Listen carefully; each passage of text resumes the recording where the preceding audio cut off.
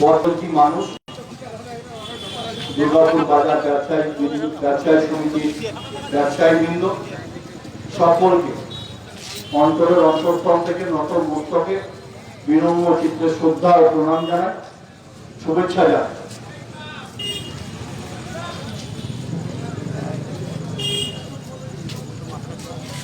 ভারতীয় জনতা পার্টির উদ্যোগে আসন্ন বিধানসভা নির্বাচনকে সামনে রেখে 30 নম্বর ওয়ার্ডের 226 থেকে 241 নম্বর যে বুথ, 15টি বুথে বুথ সভাপতি, শক্তি কেন্দ্র প্রমুখ ভাতৃপ্রতিম অভিষেক পাল, শুভম শাহ, শুভেন্দু থেকে শুরু করে 3 নম্বর মন্ডলের সাধারণ সম্পাদক ভাতৃপ্রতিম তেজনারায়ণ পান্ডে,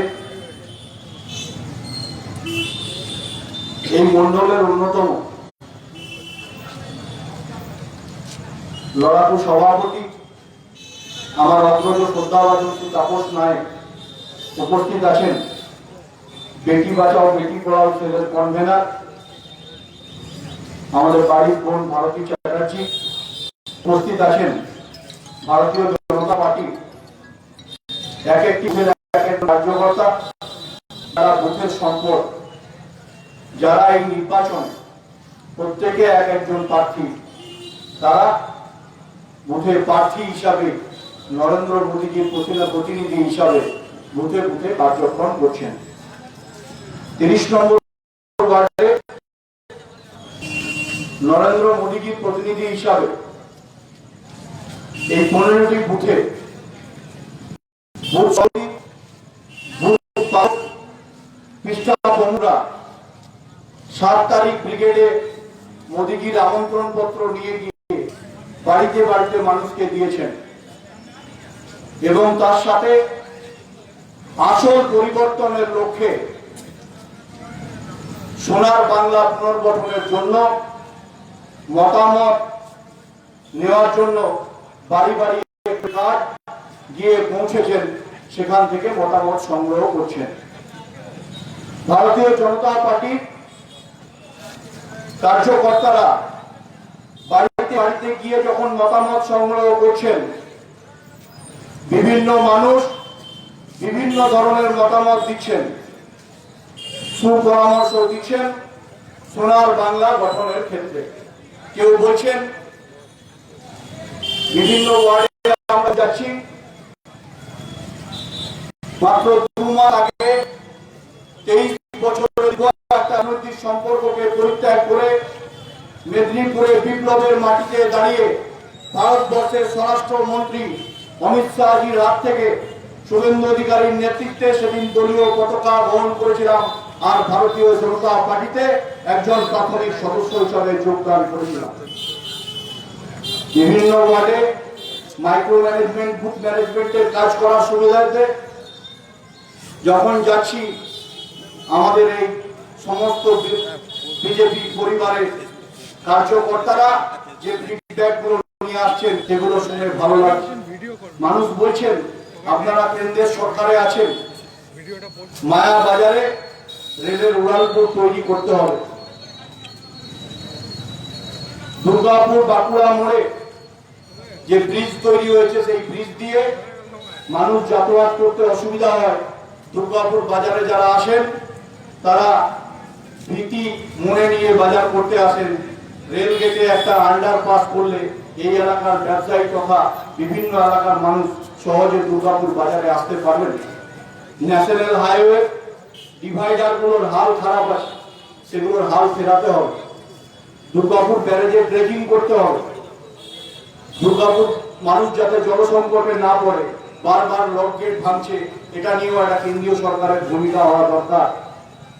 কেন্দ্রীয় সরকারি সংস্থাগুলো পুনর্গঠিত হওয়া দরকার। এই লক্ষ্যে মানুষ প্রস্তাব দিচ্ছেন। রাজ্যে যেমন সুপার স্পেশালিটি হসপিটাল তৈরি করেছেন, সেখানে অনেক সুপার স্পেশালিটি হাসপাতাল তৈরি হয়েছে, কিন্তু মানুষ পরিষেবা পাচ্ছেন না। সেই পরিষেবার উদাহরণস্বরূপ আপনারা দেখেছেন নন্দীগ্রাম নির্বাচনে আমাদের মাতৃসভা নেত্রী মমতা বন্দ্যোপাধ্যায় প্রতিদ্বন্দ্বিতা করছেন, সেখানে তিনি চোট পেলে 170 কিলোমিটার দূর থেকে নন্দীগ্রাম সুপার স্পেশালিটি হসপিটাল ছেড়ে কলকাতা এসএসকেএম হাসপাতালে এসে চিকিৎসা করাতে হচ্ছে। তাই মানুষ আবেদন করছেন, নরেন্দ্র মোদীজি কল্যাণীতে এইমস তৈরি করেছেন, অল ইন্ডিয়া মেডিকেল সায়েন্স, এই অল ইন্ডিয়া মেডিকেল সায়েন্সের কাছে দুর্গাপুরও একটা এইমস তৈরি করতে হবে। মমতাজি আইটিআই তৈরি করেছেন কিছু বাংলায়, তাহলে নরেন্দ্র মোদীজিকে আইআইটি তৈরি করতে হবে। মমতাজি যদি বাস চালাচ্ছেন বাংলার পরিবহন ব্যবস্থার জন্য, নরেন্দ্র মোদীজি দুর্গাপুর আসানসোল শিল্পাঞ্চলের মানুষের জন্য আরো কিছু ট্রেনের পরিষেবা বাড়ান। আমরা তাই দুর্গাপুরের মানুষের কাছে আবেদন রেখে বলতে চাই, 44 বছর রাজনৈতিকভাবে কেন্দ্রে এক সরকার, রাজ্যে এক সরকার চলেছে, যার ফলে কেন্দ্র রাজ্য লড়াই হয়েছে, কেন্দ্রের সাথে রাজ্যের বিরোধ বেঁধেছে, একাধারে উন্নয়ন ব্যাহত হয়েছে। এইবার প্রথম সুযোগ এসছে, কেন্দ্রে এক সরকার, রাজ্যে এক সরকার, অর্থাৎ ডবল ইঞ্জিনের সরকার যদি তৈরি হয় তাহলে এই কাজগুলো আরো ভালোভাবে করা যাবে। তৃণমূল কংগ্রেসের বন্ধুরা, তাদের কাছে আবেদন রাখবো, তৃণমূল কংগ্রেসের মধ্যে সব মানুষ খারাপ এটা আমি বিশ্বাস করি না, বহু ভালো মানুষ আছে। তাই যারা এখনো সিদ্ধান্তহীনতায় ভুগছেন, যারা ভাবছেন প্রাইভেট কোম্পানির চাকরি করব, প্রাইভেট লিমিটেড কোম্পানির দালালি করব আর মাথা নিচু করে বস্যতা স্বীকার করব, তারা চাটুকারিতা করবে। আর যারা অন্যায়ের বিরুদ্ধে প্রতিবাদ করতে চান, সোনার বাংলা গঠনে এক একজন কার্যকর্তা অঙ্গীকারবদ্ধ হতে চান, তাহলে ভারতীয় জনতা পার্টিতে আসতে হবে। 226 থেকে 41 নম্বর বুথ, আমাদের প্রিয় মন্ডল সভাপতি তাপস দা, তাকে ডাকলেও আমরা পাচ্ছি না। প্রতিদিনই যেখানে সভা করতে যাচ্ছি একদম ফ্রেশার, নতুন ছেলেরা বলছে এবার পরিবর্তন চাই, তাই বাংলায় পরিবর্তন করতে হবে, আমরা দলে দলে যোগ দিতে চাই। প্রতিদিন যেখানে ছোট্ট ভারতী পণ্ডা ছোট্ট সভা করছেন, পৃষ্ঠা প্রমুখের কাজের জন্য যাচ্ছেন, সেখানেও ছেলেরা আবেদন করছে ভারতী দিয়ে আমাদের জয়েন করান দলে, তেজনারায়ণদা আমাদের দলে জয়েন করান, আমরা মোদীজির নেতৃত্বে সোনার বাংলা গঠনের জন্য অঙ্গীকারবদ্ধ হতে চাই। কালকে 226-27 নম্বর বুথে প্রায় শতাধিক যুবক তারা রাত্রিবেলায় ভারতীয় জনতা পার্টিতে যোগ দিয়েছে। 8টার সময় ওখানে যে সভা ছিল 30 নম্বর ওয়ার্ডে। প্রতিদিন আমরা যেখানে সভা করছি, মানুষ পরিবর্তন চাইছে। মমতা বন্দ্যোপাধ্যায় বাংলার নেত্রী হিসাবে এটা বোঝাতে সমর্থ হয়েছিলেন, বাংলায় 34 বছরের অপশাসনকে হাঁটিয়ে পশ্চিম বাংলায় পরিবর্তন যদি কেউ আনতে পারে তার নাম হচ্ছে মমতা বন্দ্যোপাধ্যায়। মমতা বন্দ্যোপাধ্যায় এটা বোঝাতে সমর্থ হয়েছিলেন বলেই 34 বছরের অপশাসনকারী দল সিপিএম কে হটিয়ে বাংলার মানুষ মমতা বন্দ্যোপাধ্যায়কে সেদিনকে বড় জোরে সমর্থন করেছিল। সমর্থনের মধ্যে দিয়ে মমতা বন্দ্যোপাধ্যায় 2011 সালে বাংলার মসনদে ক্ষমতায় আসার পর 5 বছর তার সমস্ত কার্যক্রম, পরিশ্রম, সফলতার মধ্যে দিয়ে চলছিলেন। হঠাৎ করে 11 সালে তিনি পরিবারবাদের মধ্যে দিয়ে ভাইপোকে নিয়ে এলেন। ভাইপো আসাকালীন 11 থেকে 16 সাল অতিবাহিত হওয়ার পর এখন যখন ভারতীয় জনতা পার্টি সর্বভারতীয় সভাপতি জগৎ প্রকাশ নাড্ডাজি বাংলায় প্রচারে আছেন, বাংলার নেত্রী মমতা বন্দ্যোপাধ্যায় বলছেন বহিরাগতরা বাংলায় প্রচারে আসছে, আর মমতা বন্দ্যোপাধ্যায় তার ভাইপো অভিষেক বন্দ্যোপাধ্যায়কে দিয়ে 500 কোটি টাকা দিয়ে বিহার থেকে প্রশান্ত কিশোরকে এনে বুদ্ধি ধার করে আনছেন, তখন তিনি নাড্ডাজি বাংলায় এলে নাড্ডাজি বহিরাগত, অমিত শাহজি বহিরাগত, আর প্রশান্ত কিশোর কি বাংলার লোক? আমরা সেই কথাটা বলতে চাইছি। আমরা প্রথম দেশ, আগে আমরা ভারতবর্ষের লোক, তারপর বাংলার লোক। বাংলার মানুষ হিসাবে বাংলায় এই কৃষ্টি সংস্কৃতি আছে, বাংলায় সর্বধর্ম সমন্বয় মিলন মেলা থাকবে, একে অপরের সাথে মিলবে মিশবে। তাই বিভিন্ন প্রদেশের মানুষ, বিহার, উত্তরপ্রদেশ, ঝাড়খণ্ড, রাজস্থান থেকে শুরু করে বিভিন্ন প্রদেশের মানুষ বাংলায় এসে সহাবস্থান করেন। বাংলায় সেই সংস্কৃতি রয়েছে। এই সংস্কৃতিকে কারা খর্ব করতে চাইছে তাদের বিরুদ্ধে আমরা পরিবর্তনের কথা বলছি। মমতা বন্দ্যোপাধ্যায়ের হাতে এই দল নেই। এই দলের মালিকানা 98% শেয়ার চলে গেছে ভাইপো অভিষেক বন্দ্যোপাধ্যায়ের হাতে, আর 1% শেয়ার দেওয়া হয়েছে প্রশান্ত কিশোরকে, আর 1% স্লিপিং পার্টনার হিসাবে তৃণমূল কংগ্রেস প্রাইভেট লিমিটেড কোম্পানিটা চলছে নেত্রী মমতা বন্দ্যোপাধ্যায়ের হাতে। তাই নেত্রী আজকে সিদ্ধান্ত নিতে পারেন না। সিদ্ধান্ত নেন ওই শান্তিনিকেতন বিল্ডিং এ বসে হরিশ মুখার্জি রোডে ভাইপো অভিষেক বন্দ্যোপাধ্যায়। তাই এই দলে একের পর এক বিদ্রোহ শুরু হয়েছে। শয়ে শয়ে বিধায়ক যোগ দেয়, প্রতিদিন জনপ্রতিনিধিরা ভেঙে ভেঙে যোগ দেয়, মানুষ বিদ্রোহ করেন, দল ছেড়ে বেরিয়ে আসতে চাইছে, মানুষ তাই প্রতিবাদের কথা বলছে। আমরা যে কথাগুলো বলে প্রতিবাদ করেছি, আমি ভারতীয় জনতা পার্টিতে যোগ দেওয়ার আগে 19 ডিসেম্বরের পূর্বে স্থানীয় এলাকার বড় চেয়ারম্যান হওয়ার সুবাদে সেই পদ রেজিগনেশন দিই, ছেড়ে আসি এবং জেলা জেনারেল সেক্রেটারি পদে আসীন ছিলাম, সেই পদেও রেজিগনেশন দিই। শুধুমাত্র মানুষের সাথে প্রতারণা করবো না, পঞ্চকতা করবো না, এটা বলে পৌরপিতার পদে পদত্যাগ করিনি। 5 বছর মানুষকে সার্ভিসটা দিতে হবে, কিন্তু নীতি নৈতিকতার প্রশ্নে অন্যদের কাছে শিক্ষা নিতে চাই না যারা আমাদের শিক্ষা দিতে চাইছে।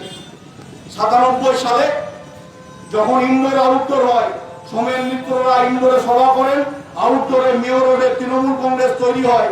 সেদিন নেত্রী কংগ্রেসের গর্ভগৃহ থেকে বেরিয়ে তৃণমূল কংগ্রেসে যোগ দিলে তিনি মির্জাফর গদ্দার হন না, আর আমরা ভারতীয় জনতা পার্টিতে যোগ দিলে আমাদেরকে গদ্দার মির্জাফর করা হয়। এই এলাকার নির্বাচিত পৌর প্রতিনিধি 30 নম্বর ওয়ার্ডে 1997 সালে যেদিন কংগ্রেস থেকে এসে 2000 সালে মমতা বন্দ্যোপাধ্যায় এনডিএ সরকারের রেলমন্ত্রী, সেদিন 5 জন কাউন্সিলরকে নিয়ে কংগ্রেস থেকে তৃণমূল কংগ্রেসে পদত্যাগ না করে যোগ দিলে তিনি নীতি নৈতিকতার কথা বললেন। এটা আমরা আশা রাখি না। আমরা কাউকে অসম্মান চিন্তা করবো না। আমি নেত্রীর বিরুদ্ধে একটা বাড়ি কথা বলব। নেত্রীকে সরজোরে সম্মান শ্রদ্ধা জানিয়ে বলি, 16 সালে আগে সালগুলো মনে করিয়ে দিই। 1997 থেকে 2002 সাল ব্যবহার হয়েছে কারা? ব্যবহৃত হয়েছি আমরা, আমাদের সামনে রেখে ব্যবহৃত করা হয়েছে।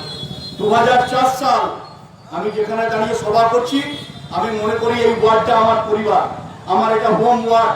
এখান থেকে ছোটবেলায় বড় হয়েছি, এই এলাকার মানুষের সাথে নিবিড়ভাবে মিশেছি, তাই এটা আমার পরিবারের মতন। পরিবারের মানুষের সামনে সত্যগুলো উন্মোচিত করতে চাই। 2002-এ পৌরসভা নির্বাচনে মনোনয়ন দেওয়া হলো, আমার মনোনয়ন বাতিল করা হয়েছে। 2007 সালে মনোনয়ন পাই 43 নম্বর ওয়ার্ডে। জাতীয় কংগ্রেসের সাথে এই দুর্গাপুর এসপি মোড়ে টুকুন্দার হোটেলে বসে গাছছড়া বাঁধা হয়, জোট করে নির্বাচন করা হয়, আমাদেরকে প্রার্থী পদ বলা হয়, তুলে নাও। নিয়ে জোট করে ক্ষমতায় কারা দখল করেছিল 29 আর 30 নম্বর ওয়ার্ড, তারা আজকে দাঁড়িয়ে বলছে গদ্দার মির্জাফর। শুধু স্বামী স্ত্রী ভোট করবে আর বাকিরা দাঁড়িয়ে দাঁড়িয়ে দেখবে, এই রাজনীতি করবে।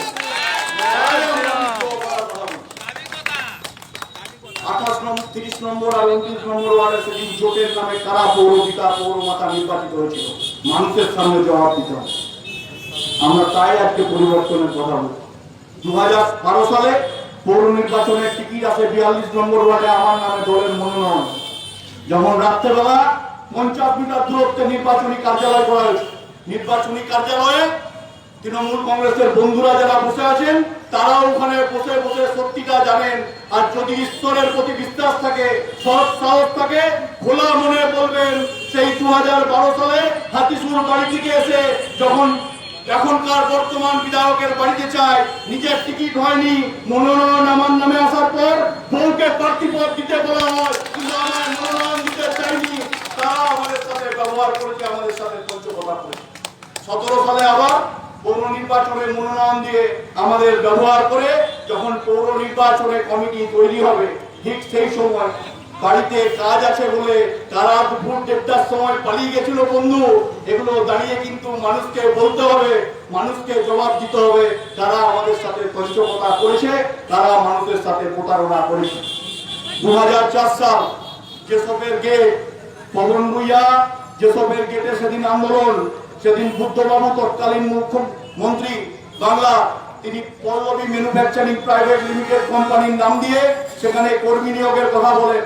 এলাকার বেকার যুবকদের কর্মসংস্থানের দাবিকে সামনে রেখে সেই গেটে লড়াই হয়। আবু সেলিম তৎকালীন কোকমেন থানার ওসি আমাদের পায়ে গুলি চালায়, আমরা 21 দিন জেল খাটি। এই এলাকার কোন নেতৃত্ব জেলও যাননি, পায়ে গুলিও খাননি, বসে বসে ক্ষমতা এনজয় করেছেন, নিজের প্রভাব প্রতিপত্তি বৃদ্ধি করেছেন, আর আমাদের ব্যবহার করেছেন, বারংবার মানুষের সামনে ঠেলে দিয়েছেন। মানুষের কাছে খারাপ হলে তোমরা আমি ভালো থাকবো। যেরকম একধারে হচ্ছে বাংলার গর্ব মমতা বন্দ্যোপাধ্যায়, নিজেকে যারা দুর্গাপুরের গর্ব বলছেন, এই নির্বাচনে তারা মানুষ জবাব দেবে। আমি মাননীয় মুখ্যমন্ত্রীকে বড় জোরে আবেদন রেখে বলি, আপনি একদম সঠিক কাজ করেছেন, আপনাকে আমার 100 বার আবার প্রণাম করা উচিত। এই নির্বাচনের পূর্বে বহু মানুষ এই ডাল ওই ডাল করে ফাঁস দিয়ে রাস্তা খুঁজছিলেন বেরিয়ে যাওয়া, নেত্রী কিন্তু বুঝতে পেরেছেন, তাই টিকিটটা দিয়েছেন। এবার মানুষকে জবাব দিতে হবে, মানুষের সামনে মানুষকে যে কথাগুলো বলেছিলাম, যে কথা বলে ভোট নিয়েছিলাম, মানুষের কথা বলবো, মানুষের কাজ করব। হঠাৎ 17 সালে আমি ফেলা চটি করি না, ফেলা চটিতে পা গলাই না, যে থুতু ফেলে দিই সেই থুতু চাটি না। তাহলে এখন কোথায় গেলেন? বলছিলেন বাড়িতে বসে বসে 2 মাস আগে পর্যন্ত মমতা বন্দ্যোপাধ্যায় সাধ্য করছিলেন, অভিষেক বন্দ্যোপাধ্যায় আমার লেভেলে পড়ে কিনা বলছিলেন। আর সেই অভিষেক বন্দ্যোপাধ্যায়ের অফিসে বসে 4 ঘন্টা পায়ে ধরে প্রার্থী পদ ম্যানেজ করতে হচ্ছে। আর বলছেন এখনো প্রার্থী পদ দিতে পারবো না, বিজেপি আমাদের বিরুদ্ধে। আমরা তো বলেছি বিজেপি একটা জাতীয় দল, সর্বভারতীয় দল। সেই সর্বভারতীয় দলের নীতি নির্ধারণ কমিটি আছে, তারা ঠিক করে কে প্রার্থী হবে। এই দলের রাস্তায় দাঁড়িয়ে প্রার্থী ঠিক হয় না। নন্দীগ্রামে সভা করতে গিয়ে বলে না ভবানীপুর আমার ছোট বোন, নন্দীগ্রাম আমার মেজ বোন, আমি এখানে দাঁড়িয়ে পড়লাম, ওখানেও দাঁড়িয়ে যাবে, টালিগঞ্জেও আমি দাঁড়াতে পারি, দুর্গাপুরে দাঁড়িয়ে গেল। ভারতীয় জনতা পার্টির সেন্ট্রাল কমিটি আছে, তারা ঠিক করেন কে কোথায় দাঁড়াবে। তাই এই পার্টিতে প্রার্থী যখন ঠিক হয়ে আসবে, আর আমাদের ভূমিকা কি, 15টা বুথে আমরা যারা বুথ সভাপতি, বুথ পালক, পৃষ্ঠা প্রমুখ আছি, আমরাই প্রার্থী, আমরা দাঁড়াবো না, আমরা শুধু দায়িত্ব নিয়ে হারাবো। এবার এই দায়িত্ব নিয়েছি, কি করে হারাতে হয়। নির্বাচনে আসুন, 298টা বুথ, পৃষ্ঠা প্রমুখরা 15 জন করে বাড়ির দায়িত্ব নিয়েছে, এক একটা পরিবারের সাথে জনসংযোগ বৃদ্ধি করার জন্য। আমরা স্টিকার পরিবর্তন করিনি। প্রধানমন্ত্রী আবাস যোজনার বাড়ি নিচ্ছেন নরেন্দ্র মোদী, বাংলায় পরিবর্তন করে বলা হচ্ছে বাংলা আবাস যোজনা। কেন? এটা আমি ভালো জানি, 9.5 বছর এই কিচেন ক্যাবিনেটে আমি ছিলাম, মাত্র 2 মাস হলো আমি বেরিয়ে এসেছি। কিভাবে স্টিকার পরিবর্তন হয়েছে আমার থেকে ভালো কেউ জানে। প্রধানমন্ত্রী সড়ক যোজনা বলা হচ্ছে বাংলা সড়ক যোজনা, স্টিকার চেঞ্জ। এরপর কি বলছেন? RIDF আমার ওয়ার্ডে কাজ, 43 নম্বর ward, rural infrastructure development fund, টাকা কে দেয়? কেন্দ্রের সরকার। উদ্বোধন কি হচ্ছে? 3টা আসছে কোথায়? কর্পোরেশনে। উদ্বোধন কে করবে? ওয়ার্ডের পুরপিতা হিসাবে আমি প্রথম দিন গিয়ে ওয়ার্ড অর্ডার পেলাম, মেয়র সাহেব আমায় ওয়ার্ড অর্ডার দিলেন, আমি গিয়ে নারকেল ফাটিয়ে উদ্বোধন করলাম। পরের দিন পথশ্রী প্রকল্প, RIDF প্রকল্পের নাম চেঞ্জ হয়ে গেল, সেখানে ব্যানার প্লেট লাগিয়ে বিধায়ক রাস্তা উদ্বোধন করছি। আর তিনি বলছেন নীতি নৈতিকতা শিখতে হবে, তিনি নীতি নৈতিকতা শেখাচ্ছেন। বিধায়ক এলাকা উন্নয়ন তহবিলের কাজ বিধায়ক উন্নয়ন করতে পারে, সেই রাস্তার উদ্বোধন করতে পারে। কর্পোরেশন এলাকার কাজ পৌরপিতাকে বাদ দিয়ে আমি উদ্বোধন করার পর দ্বিতীয় দিন উদ্বোধন করি। আপনারা দেখেছেন আমি প্রায় 20 লক্ষ টাকা ব্যয়ে একটি বিবেকানন্দ পার্ক তৈরি করেছি সুকান্ত পল্লী মোড়ে। সেই পরিবহন দপ্তরের স্কিমের টাকায় পার্কের কাজ আদায় করে নিয়ে এসেছি। 12 জানুয়ারি যুব দিবসে পার্কের উদ্বোধন করছেন কে? এই জেলার নির্বাচিত মন্ত্রী মহোদয় ঘটক আর এখানকার বিধায়ক মিলে। সেখানে স্থানীয় পুরপিতা হিসাবে আমাকে বাদ দেওয়া হচ্ছে। তারা গণতন্ত্রের কথা বলছে, তারা বলছে গণতন্ত্র প্রতিষ্ঠা করো, লজ্জা লাগে না? তারা এই রাজনীতি করছে। যিনি একসময় দাঁড়িয়ে বামপন্থীদের বিরুদ্ধে যে অভিযোগ করতেন, আজকে সেই অভিযোগে তিনি অভিযুক্ত হচ্ছেন, তারপরে দাঁড়িয়েও বড় বড় কথা বলছেন। তাই মানুষ এবার সিদ্ধান্ত নিচ্ছে, এখানে জাতীয় কংগ্রেসের এবার প্রার্থী হবে। বামপন্থী বন্ধুদের কাছে করজোড়ে আবেদন রেখে বলি, 16 সালের নির্বাচনে একজনকে বিধানসভায় যাওয়ার ছাড়পত্র দিয়েছিলেন, জেতার পর 17 সালে তৃণমূল কংগ্রেসে যোগ দিয়েছেন। এবার যদি আবার সেই ভুল করেন, আপনারা 7% ছিলেন, 7% থেকে কোন পার্সেন্টেজে যাবেন ভাবুন। আপনাদের কাছে শুধু করজোড়ে অনুরোধ রেখে বলবো, এবার জাতীয় কংগ্রেসের প্রার্থী এখানে আর ভুল করবেন না। সবার লক্ষ্য একটাই, একজনকেই হারাতে হবে। সকলে মিলে সেই দিকটি সেই লড়াইয়ের কথা আমরা বলছি। কারণ এই কথা বলছি, বহুদলীয় গণতন্ত্রে 30 নম্বর ওয়ার্ডে কারখানার কেটে কেটে যারা একতরফা পরিকম্মে খাচ্ছে, তাদের বিরুদ্ধে এবার টিকিট তুলতে হবে। কারণ সেই কারখানার গেটে জাতীয় কংগ্রেসেরও পতাকা থাকবে, সিপিএম এরও থাকবে, বিজেপিরও থাকবে, তৃণমূল কংগ্রেসেরও থাকবে। মানুষ যাকে গ্রহণ করবে সে থাকবে, আর যাকে বর্জন করবে সে বিরোধী দলে থাকবে। বহুদলীয় গণতন্ত্র এই নিয়ম। আর একদলীয় স্বতন্ত্র চলবে না, একতরফা রাজ চলবে না। আর আপনি 27টা ওয়ার্ডের প্রতিনিধি বিধায়ক হিসাবে একটা ওয়ার্ডে কিছু মানুষকে কাজ দিয়ে বলেছেন বাড়ি বাড়ি কাজ দিয়েছি, আর বাকি 26টা ওয়ার্ডের মানুষকে আঙুল চুষবে। আর ঘরে তিনি বলে দিবেন গৃহকর্ত্রী, উপরতলা থেকে নিচের তলায় কে ইন্ডিয়ান অয়েল পাবে, কে পিসিবিএল পাবে, কে অবৈধ পাবে, তার উপরে জবের তালিকা ঠিক হবে, আর বাকিরা পেছন পেছন ঘুরবে। এই জিনিস আর চলবে না। এবার লড়াইয়ের মাঠে দেখা হবে, সামনাসামনি হিসাব হবে। আমরা সামনাসামনি সেই লড়াইটা লড়তে চাই। মানুষ তাই আসল পরিবর্তনের কথা বলছে। আমরা দেখছি বলছে পাড়ায় পাড়ায় সমাধান, তেজনারায়ণ ভাই পান্ডে বলছি, আমি প্রমাণ দিচ্ছি, ক্ষমতা থাকলে আমার নামে মানহানি মামলা করবে। আমরা যে কথাগুলো বলে যাচ্ছি, এক গাড়ি বালি গেলে 3600 টাকা প্যাড, টাকা যায় কার কাছে? ভাইপো অভিষেক বন্দ্যোপাধ্যায়ের কাছে। এক গাড়ি কয়লা, মন্ডল মার্কা প্যাড, ত্রিশুল মার্কা প্যাড, 56,000 টাকা, টাকা যায় কার কাছে? ভাইপো অভিষেক বন্দ্যোপাধ্যায়ের কাছে। এখানে অ্যান্ড্রয়েড ফোনে রেকর্ড হচ্ছে, মানহানির মামলা করবেন ক্ষমতা থাকে। এক গাড়ি লোহা, 17,000 টাকার প্যাড, জায়গার কাছে? ভাইপোর কাছে। গরু দেখবেন ব্যারেজে দাঁড়াবেন, টিকিট কেটে ছোট ছোট ছোট হাতিতে দেখবেন গরু যাচ্ছে কোথায়? গোজাডাঙ্গা বর্ডার দিয়ে বাংলাদেশ নিয়ে। আমাদের বলছে শেষ পর্যন্ত গোয়াল ঘরে নাম লেখালি, গরুর দলে নাম লেখালি। আমি সেই বন্ধুদের বলি যারা আমাকে কটাক্ষ করছেন ফেসবুকে, কমেন্ট দিচ্ছেন, তাদের বলি, হ্যাঁ আমি ব্রাহ্মণ পরিবারের সন্তান, গরুর দলে নাম লিখিয়েছি গোমাতার পুজো করে বলে, আর আপনাদের মতন গরু পাচারকারীর দলে থাকবো না বলে গোমাতার দলে নাম লিখি। লজ্জা লাগে না? একের পর এক পঞ্চকতা গ্রাফাইট কেটে দাঁড়িয়ে থাকছে। একদিকে কে? শাসক দলের হচ্ছে মমতা বন্দ্যোপাধ্যায়ের দেওয়া সভাপতি, আর তাকে ঢুকতে দেবো না কে বলছে? আরেক দল, সেটাও তৃণমূল কংগ্রেসের ঝান্ডা। এই লড়াই দেখার জন্য হচ্ছে আমরা থাকি। বেকার যুবকদের কর্মসংস্থান হবে, নির্বাচন চলাকালীন মিথ্যা এমসিসি কে ভায়োলেট করে বলছে নিষ্কারমন কেটে 7 জনকে স্থায়ীকরণ করা হবে। আমি মাননীয় মহকুমা শাসক এবং রিটার্নিং অফিসারের কাছে চিঠি দিয়ে জানতে চেয়েছি নির্বাচন চলাকালীন কিভাবে স্থায়ীকরণ করা হয়। তাহলে এমসিসি যদি ভাঙা গেছে, model code of conduct break করার অপরাধে প্রার্থী পদ বাতিলের অনুমোদন জানিয়েছি আমরা। দুর্গাপুর প্রজেক্ট লিমিটেড একের পর এক জায়গায় পঞ্চকতা, কাঁধে ছবি তুলে ফেসবুকে বুঝছিল, বলছে 210 জনা ডেথ কেসের চাকরি পার্মানেন্ট করে দাও। পরের দিনে আমি একটা আরটিআই করলাম, আরটিআই পর এনডি উত্তর দিয়ে বলছে 21 বছরে প্রতি বছর 10 জন করে নিয়োগ করবো। সাথে অনশন যেদিন ভেঙে দিয়েছিলেন, পরের দিন আবার তারা যখন আমার আরটিআই পর সত্যটা জানতে পারলেন, তারা আবার অনশনে বসে পড়লেন। তাহলে এই পঞ্চকতার জবাব মানুষ এবার নির্বাচনে দেবে। সেই আমরা মানুষকে আসল পরিবর্তনের কথা বলছি।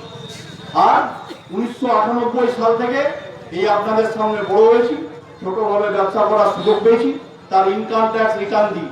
আজকে সব কথা বলে শেষ করবো না বন্ধু, নির্বাচনটা আছে, আবার 4টে উত্তর দেবেন যেদিন, পরের দিন একদম তথ্য প্রমাণ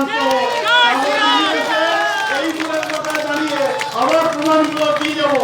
আর সারা জীবন 30 নম্বর ওয়ার্ডে তৃণমূল কংগ্রেসের কর্মীদের বুঝিয়ে রাখবেন। আমারই একজন বন্ধু আছে, আমার সাথে পড়াশোনা করতো, বলে তার কাছে একটা কাগজ থেকে গেছে, একটা মাত্র প্যাড, ওই প্যাডটা পেয়ে গেলে ওকে তাড়িয়ে দেবো, ও আর কারখানার গেটেও যেতে পারবে না, ডিএমসির ভেতরেও যেতে পারবে না। আর 24 বছর হয়ে গেল, সেই প্যাড এখন কিন্তু আবিষ্কার হয়নি। এই নির্বাচনে এবার আমরা সেই প্যাডটাকে আবিষ্কার করার একটু কথা বলে যাব, আজ পর্যন্ত বলতে পারেন। তাই আমরা পরিবর্তনের কথা বলছি। নরেন্দ্র মোদীজি উজালা যোজনা গ্যাস দিয়েছেন, বলছে পেট্রোল ডিজেলের মূল্য বৃদ্ধি হয়েছে, বিজেপিকে ভোট দেওয়া যাবে না। এখানকার পৌরপিতা পৌরমাতারা কেউ কাঁধে মাথায় গ্যাসের সিলিন্ডার নিয়ে ঘুরছে। আর আজকে মোদিজি কিন্তু 190 টাকা গ্যাসের দাম কমিয়ে দিয়েছে। তাও কিন্তু গলায় মাননীয় মুখ্যমন্ত্রী দুর্গাপুরেই আছেন। আমি এখানকার পৌরমাতাকে অনুরোধ করব, যেমন গ্যাসের সিলিন্ডার নিয়ে মাথায় ঘুরে মিছিল করছিলেন, কাল কিন্তু একটা গলায় ট্রান্সফরমার ঝুলিয়ে মিছিল করবেন। 2 টাকা 65 পয়সা বিদ্যুতের দাম ছিল, 7 টাকা 25 পয়সা বিদ্যুতের দাম বেড়েছে। তাহলে গ্যাসের দাম বাড়লে যদি হচ্ছে সিলিন্ডার মাথায় নিয়ে মিছিল করেন, বিদ্যুতের দাম বৃদ্ধির বিরুদ্ধেও গলায় ট্রান্সফরমার ঝুলিয়ে মিছিল করুন। এই অনুরোধ রেখে গেলাম। একসাথে বিচারিতা চলবে না, আমরা তাই আসল পরিবর্তনের কথা বলছি। আবার কাল 20 টাকা কিন্তু পেট্রোল ডিজেলের দাম কমবে। এই আগাম বলে ফেললাম, আবার বলবে বিজেপির লোকেরা সব জেনে গেছে। কাল 20 টাকা যখন আবার পেট্রোল ডিজেলের দাম কমে যাবে, তখন এরা আবার কি বলবেন? কিন্তু আসল তথ্যটা এলাকার মানুষের সামনে বলবে। 1 বছর কোভিড পিরিয়ড চলছে, পরের টাকায় সরকার চলে। মাস পয়লা সরকারি কর্মচারীরা বেতন পেয়েছে, কোভিডে কারো বেতন হাত করা হয়নি। কোভিডে কোভ্যাক্সিন ফ্রি দেওয়া হয়েছে। বিশ্বের বিভিন্ন রাষ্ট্রগুলো আত্মনির্ভর ভারতের জন্য নরেন্দ্র মোদীজি পাকিস্তানের মতন প্রদেশেও হচ্ছে কোভ্যাক্সিন পাঠিয়েছেন। 60 বছরের বেশি বয়স্ক মানুষগুলোকে কোভ্যাক্সিন বিনামূল্যে দেওয়া হয়েছে। এর কারণে পরের কারণেই তো তেল এবং পেট্রোল ডিজেল রান্নার গ্যাসের মূল্য বৃদ্ধি হয়েছে। আবার ধীরে ধীরে কোভিড থেকে আমরা কিছুটা বেরিয়ে আসতে পেরেছি। কিছুটা মানুষ ফ্রিলি আবার শুরু করেছে, ছোট ছোট করে ব্যবসা আসতে শুরু করেছে, অর্থনীতির মূল্যায়ন হচ্ছে। তার জন্য ভারতবর্ষের কেন্দ্রীয় সরকার আবার নতুন করে চিন্তা ভাবনা করছেন, মানুষের যাতে করের বোঝা কমে। 190 টাকা রান্নার গ্যাসের মূল্য বৃদ্ধি হ্রাস করেছে। পেট্রোল ডিজেলের প্রায় সিদ্ধান্ত নিয়ে 19 থেকে 20 টাকা মূল্য বৃদ্ধি হ্রাস করবেন। এবং সাথে সাথে কেন্দ্রীয় অর্থনীতিবিদরা এটা বলতে চাইছেন ভারতবর্ষের সমস্ত অঙ্গরাজ্যগুলোকে একসাথে, যে হচ্ছে পেট্রোল ডিজেলের উপর জিএসটি প্রয়োগ করলে করের বোঝা এককালীন কমে যাবে। তাই আমরা জিএসটি প্রয়োগের কথা বলে মানুষকে লাভ দেওয়ার কথা বলছি, এই আসল পরিবর্তনের লক্ষ্যে। আর কি বলছে, দুয়ারে সরকার ক্যাম্প। সরকার যখন জমের দুয়ারে, তখন বলছে মানুষের দুয়ারে ক্যাম্প নিয়ে আমরা পৌঁছে গেছি। ভোট পার করার লক্ষ্য কি? ভোট সাথী কার্ড, অর্থাৎ স্বাস্থ্যসাথী কার্ড। তৃণমূল কংগ্রেসের কোন বন্ধু যদি সুশিক্ষায় শিক্ষিত হন, কালকে সভা করে জবাব দিয়ে যাবেন, রাজ্য বাজেটে 1500 কোটি টাকা অর্থ বরাদ্দ করা হয়েছে। তাহলে 10 কোটি মানুষকে স্বাস্থ্যসাথীর কার্ড দিলে 150 টাকা প্রিমিয়াম পড়ে। 150 টাকা প্রিমিয়াম দিলে 5 লক্ষ টাকার কার্ড হয়। এটা 2 মাস ভোটের জন্য নার্সিংহোম হসপিটালের মালিকগুলোকে স্বাস্থ্য ভবন থেকে থ্রেট করা হচ্ছে যে ভর্তি নিতেই হবে, না হলে লাইসেন্স বাতিল করবো। বলে 2 মাস কোন রকম পার করে দেব, আমরা ফিরে এলে আবার হচ্ছে তখন তার মতন ব্যবস্থা হয়ে যাবে। আর আমরা বলি কি, বালি কয়লা লোহা গরু হয়ে গেছে, এবার যদি তৃতীয়বারের জন্য ফিরে আসেন। নেত্রীকে অসুস্থ করার প্রক্রিয়া শুরু হয়েছে, ভাইপোর মনে মনে মনোবাসনা শুরু করেছেন। তৃতীয়বারের ক্ষমতায় এলে মুখ্যমন্ত্রী হবে ভাইপো অভিষেক বন্দ্যোপাধ্যায়, তখন কিন্তু মানুষের কিডনি পাচার হবে। যদি কিডনি পাচার আটকাতে চান, তাহলে ভারতীয় জনতা পার্টিকে বাংলায় ক্ষমতায় নিয়ে আসতে হবে। আমরা তাই আসল পরিবর্তনের কথা বলছি। নতুন নতুন প্রকল্প কেন্দ্রীয় সরকার গ্রহণ করছে। স্বচ্ছ ভারত মিশন, 1000 টাকা দিতে হয় বেনিফিশিয়ারিকে, 9000 টাকা দেয় কেন্দ্রীয় সরকার, সেটাকে মিশন নির্মল বাংলা, সব নাম চেঞ্জ। আর বলছেন কি, আমরা বলছি এরপর মিথ্যাশ্রী পুরস্কারে ভূষিত করা হবে। কন্যাশ্রী, রূপশ্রী, শিক্ষাশ্রী, যুবশ্রী হয়ে গেছে, এবার মিথ্যাশ্রী প্রকল্প দেওয়া হবে। আর ভাতা দিয়ে মানুষের অধিকার খর্ব করতে চাইছে। নরেন্দ্র মোদীজি অ্যাপ চালু করেছেন, আজ বলেছেন সমস্ত ভারতবর্ষের মানুষকে one India one nation card rationing সিস্টেমকে এক ছাতার তলায় আনা হবে। আমরা সেই নরেন্দ্র মোদীজির দেওয়া অ্যাপ মানুষকে ব্যবহার করতে বলবো। আর দেখবেন ঠিক কালকে তৃণমূল কংগ্রেসের ইস্তাহার প্রকাশ হবে, আর সেই ইস্তাহারে লেখা থাকবে ফ্রি বাড়ি বাড়ি রেশন পৌঁছে দেবো। যেই মোদীজি আজ অ্যাপ চালু করেছেন, তার ওইটাকে নকল করে উনি বলবেন ফ্রি রেশন দেওয়া হবে। তাই এই নকল ভাঁওতাবাজদের বিরুদ্ধে কথা বলতে হবে। এতদিন একটা সম্প্রদায়কে তুষ্টিকরণ করছিলেন, তোষণের রাজনীতি করছিলেন, এখন আবার দাঁড়িয়ে চণ্ডী পাঠ করছেন, কোথাও সরস্বতী মন্ত্র উচ্চারণ করছেন। আমাদের ভাইরা মাঝে মাঝে 10 গ্রাম বলে উঠলে আতঙ্কগ্রস্ত হয়ে কখনো চণ্ডীপাঠ করার কথা বলছেন, কখনো সরস্বতী মন্ত্র বলছেন, কখনো হচ্ছে এমন উচ্চারণ করছেন, মানুষ বিভ্রান্ত হয়ে পড়ছেন। তাই আমরা আজকে পরিবর্তনের কথা বলছি। আমরা এই ভেজাল হিন্দুদের চাই না, আমরা চাই বাংলায় সর্বধর্ম সমন্বয়ের বার্তা থাক। সকল ধর্মের মানুষ নিজ নিজ ধর্মকে সম্মান করবে, সকলে মিলে সহাবস্থান করবে, একে অপরের ধর্মকে আমরা সম্মান করব, সহাবস্থান করব, এই নীতিতে বাংলা চলতে চায়। তাই আপনাদের কাছে করজোড়ে আবেদন রেখে বলতে চাই, 9.5 বছরে অনেক মেলা খেলা দেখেছেন, শিল্প হয়নি, একটা নতুন কলকারখানা ভিত্তিপ্রস্তর স্থাপন হয়নি, একটা নতুন কলকারখানা উদ্বোধন করতে বাংলার মুখ্যমন্ত্রীকে দেখিনি। তাই আমরা পরিবর্তনের কথা বলছি। বেকার যুবকদের কর্মসংস্থানের স্বার্থে পরিবর্তনের কথা বলছি। এসএসসি নেই, টেট নেই, আপার প্রাইমারি নেই, একের পর এক নিয়োগ বন্ধ, 5,000 টাকার ক্যাজুয়াল, সিভিক পুলিশের নাম দিয়ে বাংলায় চাকরি দেওয়ার কথা বলা হচ্ছে। ভিলেজ পুলিশ হচ্ছে, কোথাও কিছু না থাকলে ফরেস্টে হচ্ছে সিভিক ফরেস্ট, 5,000 টাকার চাকরি। এই 5,000 টাকার চাকরির পরিবর্তন আনতে হলে কেন্দ্র রাজ্য সমন্বয় করে ডবল ইঞ্জিনের সরকার তৈরি করতে হবে। তাই আমরা পরিবর্তনের কথা বলছি। তাই এই এলাকার শুভবুদ্ধি সম্পন্ন